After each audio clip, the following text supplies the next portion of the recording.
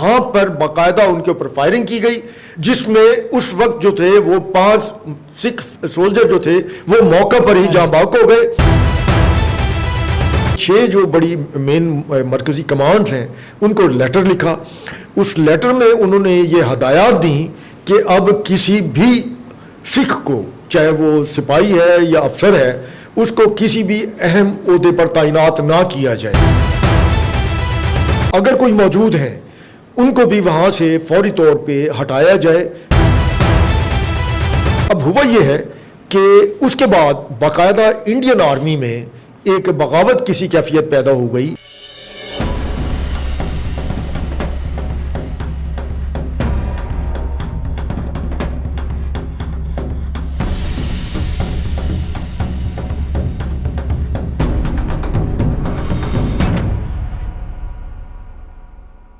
سب سے پہلے بات کرتے ہیں سکھ برادری کی۔ سکھ برادری جن پر اس ٹائم انتہائی زیادہ ظلم کیا جا رہا ہے، ان کے حقوق جو ہے وہ دبائے جا رہے ہیں۔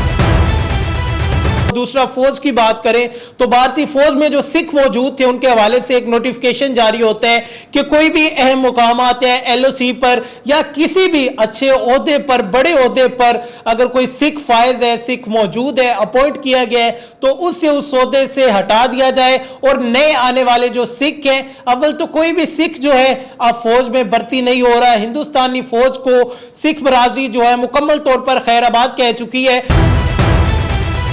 سکھ فوجی جو ہے ان کے اوپر بھارتی فوجیوں کی جانب سے ہندو فوجی جو ہے ان کی جانب سے فائرنگ کی گئی ہے، اور اس کے احتجاج میں جو ہندوستانی فوجی ہیں، جو سکھ فوجی ہیں، انہوں نے اپنی وردیاں جلائی ہیں ہندوستان فوج کی۔ خالصتان تحریک جو ہے ہندوستان میں انتہائی زیادہ زور پکڑ چکی ہے۔ اس بارے میں بات کرنے کے لیے کہ ہندوستان میں اس ٹائم کیا حالات ہے، سکھ برادری جو ہے، سکھ فوج میں کنفلکٹ کیوں پیدا ہو چکا ہے، ایئر چیف جو تھے سکھ برادری سے تھے، انہیں بھی ان کے جو جونیئرز تھے انہوں نے مارا ہے، یہ ساری کیا حقیقت ہے، ڈسکس کرنے کے لیے ہمارے ساتھ سینئر اینالسٹ، سینئر جرنلسٹ خالد بیگ صاحب موجود ہیں۔ سر تھینک یو سو مچ، آپ قیمتی ٹائم میں سے ٹائم نکال کر آئے۔ سب سے پہلے یہ بتائیے گا کہ بھارت میں اس ٹائم جو کشیدگی پیدا ہو چکی ہے، ہم دیکھتے ہیں کہ پہلے صرف اور صرف جو سکھ برادری تھی، جنرل سکھ تھے، کامن پیپلز تھے، وہ بھارت کی جو حکومت ہے، پالیسیز ہیں، ان کے خلاف تھے، لیکن اب فورسز جو ہے ان میں جو جوان موجود ہے وہاں پہ بھی کنفلکٹ آ چکا ہے، وہ کہہ رہے ہیں ہم ریزائن دیں گے، وہ بھی بغاوت کر رہے ہیں۔ تو ایسی کون سی پالیسیز ہیں جن کی وجہ سے یہ سارا کنفلکٹ پیدا ہوا ہے؟ یہ آپ کا سوال جو ہے یہ سکھوں کے حوالے سے بہت ہی برحق ہے اور بروقت ہے۔ اس کی اصل وجہ یہ ہے کہ آپ نے بالکل درست فرمایا ہے کہ پہلے سکھ عوام جو تھے وہ تو سراپا احتجاج تھے ہی، اور وہ خالصتان تحریک بھی بڑے عرصے سے چلا رہے تھے، لیکن یہ ہے کہ اب اچانک جو ہے وہ انڈین آرمی میں جو سکھ آفیسر سے لے کے جوانوں تک، جرنیل سے لے کے نیچے تک جو ہے وہ ایک جو بے چینی پائی جاتی ہے، اور ایک جو ایسا لگتا ہے کہ وہ تل چکے ہیں بغاوت پر۔ تو اس کی وجہ یہ ہے کہ 29 اپریل کو یہ لیفٹیننٹ جنرل RS رامن ہیں، ان کے دستخط سے یہ DG ملٹری انٹیلیجنس ہے انڈین آرمی کے لیفٹیننٹ جنرل ہیں، انہوں نے جو ہے اپنی 6 جو بڑی مین مرکزی کمانڈز ہیں ان کو لیٹر لکھا، اس لیٹر میں انہوں نے یہ ہدایات دیں کہ اب کسی بھی سکھ کو، چاہے وہ سپاہی ہے یا افسر ہے، اس کو کسی بھی اہم عہدے پر تعینات نہ کیا جائے، اور اگر کوئی موجود ہیں ان کو بھی وہاں سے فوری طور پہ ہٹایا جائے، یا ان کو کوئی بھی ایسی انسٹالیشنز جو ہیں جہاں پر وہ موجود ہیں ان کو دوسری جگہ پر منتقل کیا جائے۔ خاص طور پر انہوں نے ذکر کیا کہ جو ان کا انڈیا کا مغربی بارڈر ہے جو پنجاب والا ہے، اس کو خاص طور پہ انہوں نے جو ہے ہدایت دی، اور اس کے علاوہ لائن آف کنٹرول جو ہے وہاں پر بھی انہوں نے جو ہے نا وہ خاص طور پر جو ہے وہ ہدایات دی۔ اچھا، اب ہوا کیا؟ اب ہوا یہ ہے کہ اس کے بعد باقاعدہ انڈین آرمی میں ایک بغاوت کسی کیفیت پیدا ہو گئی، جس کی ابتدا ہوئی لدھیانہ جو ان کا گیریژن ہے وہاں سے۔ وہاں پر جو ایک گنڈا سنگھ ریجمنٹ کی 14ویں بٹالین ہے، 14ویں جو ہے اس کے اندر ہوا، اور پھر 4تھی جو بٹالین ہے اس کے اندر بھی یہ ایک شروع ہو گیا سلسلہ، اور وہاں انہوں نے سکھوں نے کہا کہ ہم جو ہے ان حالات میں آپ کی کسی بھی جنگ میں شامل ہونے کو تیار نہیں ہیں، اور انہوں نے باقاعدہ اپنی وردیاں جو ہیں وہ جلائیں، اور احتجاج کیا اپنی ریجمنٹ کے اندر, اپنی بٹالین کے اندر. اس میں پھر حکم یہ دیا گیا کہ ان سے ہتھیار واپس رکھوائے جائیں, ان سے ہتھیار واپس لے لیے جائیں. جب یہ ہتھیار واپس رکھوانے کا ہوا تو اس کے بعد پھر ان جو خبر پھیلی تو اس کے بعد ان کی اور دیگر جو یونٹیں ہیں, جس میں ایک جو 4ویں ان کی بٹالین ہے, پھر 18ویں بٹالین ہے, پھر ان کی 22ویں بٹالین ہے, 7ویں بٹالین ہے اور 19ویں بٹالین ہے. ان کے فوجوں نے بھی اپنی جو پہلی جو جنہوں نے سکھوں کو ان کو کہا تھا ان سے ہتھیار لے لیے جائیں, انہوں نے کہا جی ہم جو ہے اب اس میں مزید جو ہے انڈین آرمی کا ساتھ دینے کو تیار نہیں ہے, انہوں نے بغاوت کر دی. اچھا, اب جب یہ صورتحال بڑھی تو اس کے بعد پھر جو ہے وہ دہلی میں 124ویں 124 سکھ ان کی جو ہے انفینٹری بٹالین, انہوں نے جو ہے نا وہ پھر باقاعدہ جو ہے بڑے پیمانے پر بغاوت کا اعلان کر دیا اور انہوں نے وردیاں جلائیں اور اپنی بٹالین اور ریجمنٹ سے باہر نکل آئے. جب یہ صورتحال ہوئی تو اس میں پھر باقاعدہ چونکہ دارالحکومت ہے وہاں پر کوشش کی گئی کہ ان کو کسی طریقے سے راضی کیا جائے, ان کو کسی طریقے سے سمجھایا جائے, لیکن وہ باز نہیں آئے. جب وہ یہ ساری صورتحال بنی تو اس کے بعد کیا ہوا, اس میں پھر یہ ہوا کہ اس میں انہوں نے اس کے اوپر فائرنگ شروع کر دی.